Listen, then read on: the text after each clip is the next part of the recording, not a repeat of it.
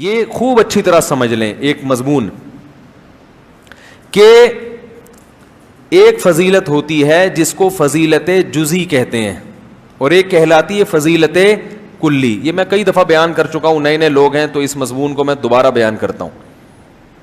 دیکھو حضرت موسیٰ علیہ السلام کو یہودی کہتے ہیں کہ موسیٰ علیہ السلام کو تو اللہ کوہ طور پہ بلا کے ہم کلام ہوا کرتے تھے اور محمد صلی اللہ علیہ وسلم پہ وہی آتی تھی جبریل کے ذریعے, تو جبریل واسطہ بنتے تھے اور ادھر اللہ بغیر واسطے کے.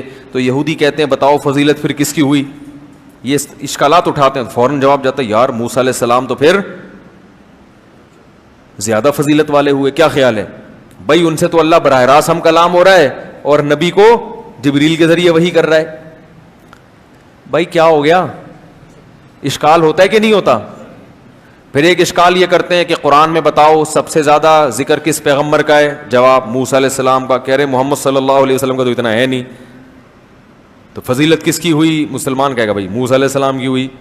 اس طرح کی باتیں کر کے تو وہ کہتے ہیں بھائی یہ تو ان کی فضیلت ہوئی. پھر عیسائی کہتے ہیں کہ بتاؤ قرب قیامت میں کون سے نبی آئیں گے؟ ہم کہتے ہیں عیسیٰ علیہ السلام آئیں گے. کہ محمد صلی اللہ علیہ وسلم آئیں گے؟ ہم کہتے ہیں نہیں آئیں گے. تو کہا اب دیکھو فضیلت کس کی ہوئی؟ ابے بولنے میں گورنمنٹ نے کوئی پابندی لگائی ہے کیا؟ تو بول لو بھائی حضرت عیسیٰ علیہ السلام کی. وہ کہتے ہیں بتاؤ حضرت عیسیٰ علیہ السلام مردوں کو زندہ کرتے تھے؟ ہم کہتے ہیں ہاں کرتے تھے. کہہ رہے محمد صلی اللہ علیہ وسلم کرتے تھے؟ ہم کہہ رہے ہیں نہیں کرتے تھے. بتاؤ فضیلت کس کی ہوئی؟ تو یہ سمجھنے کی. اسی طرح جو شیعہ حضرات ہیں وہ کہتے ہیں کہ حضرت ابو بکر نے نبی کو بیٹی دی ہے لیکن نبی نے بیٹی دی کس کو ہے؟ حضرت علی کو. تو فضیلت کس کی ہوئی؟ تو کہے گا بھائی یہ تو حضرت علی کی ہونی چاہیے. تو حضرت علی کی فضیلت کے ہم منکر نہیں ہیں, بیٹی دینا بڑی بات ہے, حضرت علی کا بڑا اکرام ہے, یہ پیغمبر اپنی بیٹی دیں اس میں کوئی شک نہیں ہے. لیکن یاد رکھو انبیاء کو جو فضیلت جس بیس پہ ملتی ہے تو انبیاء کے ساتھیوں کو بھی فضیلت اسی بیس پہ ملتی ہے.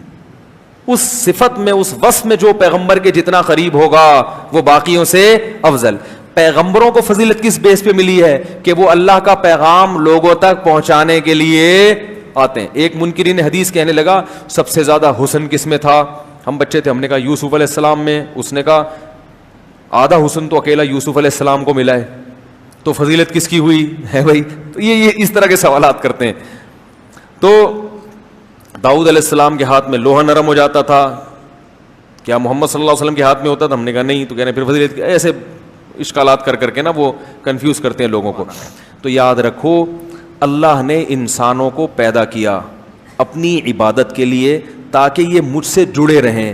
تو اللہ تعالیٰ بہت سارے دنیا میں کام کرتے ہیں لیکن اور بہت سارے کام اللہ نے حکیموں کو بنا دیا لوگوں کے علاج کرانے کے لیے, ڈاکٹروں کو پیدا کر دیا لوگوں کے علاج کے لیے, سائنسدانوں کو پیدا کیا اللہ نے تاکہ یہ ترقی کروائیں, چاند اور سورج پہ قدم, سورج پہ تو نہیں خیر اتنی نہیں ہو رہی, چاند پہ اور مریخ پہ قدم رکھنے کی باتیں کریں. اور میکینک کو اللہ نے پیدا کر دیا, وہ مختلف چیزیں بنا کے مارکیٹ میں لاتا رہے. یہ ساری چیزیں انسانیت کے مقاصد میں نہیں ہیں, ضرورت ہے ہونے چاہیے, لیکن انسانیت کو پیدا کیوں کیا تھا؟ وما خلقت الجن والانس الا لیعبدون. اصل مقصد کیا تھا؟ یہ میری عبادت کریں. تو اس اصل مقصد کے لیے جو لوگ دنیا میں آتے ہیں وہ تمام لوگوں سے افضل, تبھی تمام پیغمبر تمام لوگوں سے افضل, ڈاکٹروں سے بھی, انجینئر سے بھی, سائنسدان سے, کیونکہ اصل مقصد ان کو دیتے ہیں اللہ تعالیٰ. بالکل ایسے جیسے آپ کی نظر میں آپ کنویں کو فوکس کر رہے ہیں نا, تو آپ اس میں بس صورت خوبصورت ان چیزوں کو نہیں دیکھو گے, آپ کہو گے یہ والا کام کون کر کے دے گا مجھے. سمجھا پا رہا ہوں میں اپنی بات؟ تو پیغمبروں کو جو اللہ بھیجتے ہیں انسانوں کو کس سے جوڑنے کے لیے؟ اللہ سے. اس لیے اللہ کی نظر میں فضیلت سب سے زیادہ کس کی ہے؟ پیغمبر کی. اب پیغمبروں میں بھی مختلف درجات ہیں, تو پیغمبروں میں جو جس پیغمبر میں یہ رسالت والا معنی سب سے زیادہ ہوگا اللہ کی نظر میں وہ پیغمبر سب سے زیادہ افضل. حضرت موسیٰ علیہ السلام کو یقیناً یہ فضیلت حاصل ہے کہ اللہ کوہ طور پہ بلا کے ہم کلام ہوتے تھے, مگر حضرت موسیٰ میں جو رسالت والی صفت تھی وہ ہمارے نبی سے کم تھی, کیونکہ ایک مخصوص قوم کی طرف نبی بنا کے بھیجا گیا, چند لوگوں کو, چند لاکھ کو یا چند ہزار کو اللہ سے جوڑنے کے لیے. محمد صلی اللہ علیہ وسلم کو سارے انسانوں کی طرف اللہ نے پیغمبر بنا کے بھیجا ہے. نہیں آ رہی بات؟ بھائی دیکھو ایک مزدور ہے جس سے ایک کنواں آپ اس کو کہتے ہو کہ یار اس کو ایک کنواں دے دو, اس سے زیادہ کی صلاحیت نہیں, اور ایک مزدور ہے پورے ملک کا ٹھیکہ آپ اس کو دیتے ہو, تو یقیناً کنواں کھودنے میں یہ دوسرے سے زیادہ ماہر ہے. جبکہ آپ کی نظر میں کنواں کھودنا ایک وقت کی ضرورت ہے, اللہ کی نظر میں لوگوں کو انسانوں سے ملانا. تو اللہ تعالیٰ نے نوح علیہ السلام بھی بھیجے, موسیٰ علیہ السلام بھی, عیسیٰ علیہ السلام بھی, بہت ساری چیزیں دی. حضرت عیسیٰ کو کہا مردے زندہ کرو, حضرت عیسیٰ کو یہ فضیلت, یہ فضیلت, یہ فضیلت, مگر بتا دیا کہ جب محمد صلی اللہ علیہ وسلم دنیا میں آئیں گے آپ کی شریعتیں منسوخ. لو کان موسیٰ حیا لما وسعہ الا اتباعی, موسیٰ کوہ طور پہ جا کے اللہ سے ہم کلام ہوتے ہیں, بڑی فضیلت ہے, مانتا ہوں. گویا نبی بزبان حال یہ کہہ رہے ہیں, ہمارے نبی گویا بزبان حال ہمیں بتا رہے ہیں کہ مانتا ہوں اللہ نے موسیٰ سے بڑی محبت کی ہے, کوہ طور پہ بلا کے ہم کلام ہوئے, لیکن اگر موسیٰ آج زندہ ہو جائیں تو جب تک میری پیروی نہیں کریں گے جنت میں داخل نہیں ہو سکتے. تو پتہ یہ چلا کہ رسالت والا معنی کس میں سب سے زیادہ ہے؟ محمد صلی اللہ علیہ وسلم میں. اس میں کوئی آپ کے برابر نہیں ہے.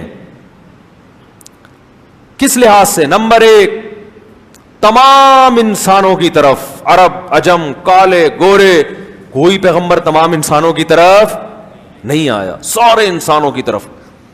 نمبر دو, لاسٹ میں اب آپ کے بعد کوئی دوسرا آ کے آپ کے پیغام کو کینسل نہیں کر سکتا.